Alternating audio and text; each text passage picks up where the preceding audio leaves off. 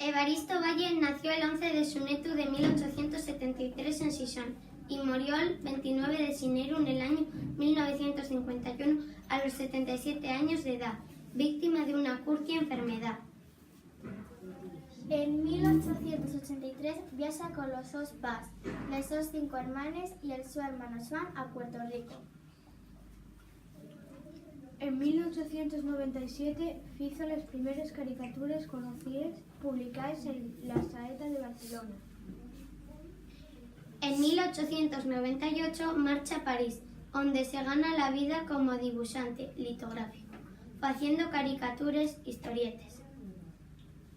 En 1900 hizo sus primeras obras expuestas en la su ciudad natal. En 1907 entama a colaborar con El Independiente y El Noroeste, expulsando de vez caricaturas y chistes.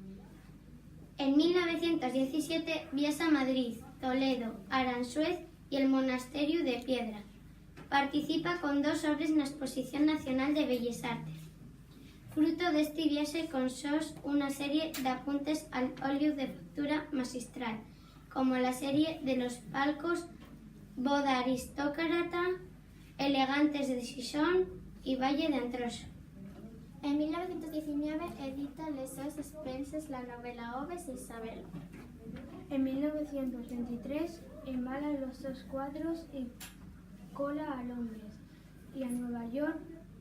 En 1932 obtiene una 3ª medalla en la Nacional de Bellas Artes.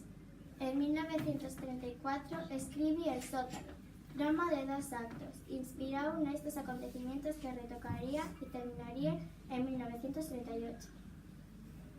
En 1944, Evaristo Valle entama a ser descubierto por coleccionismo.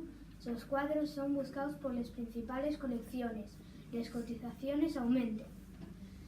En 1951, el 29 de Sineru, a los 77 años, víctima de una corta enfermedad, muere.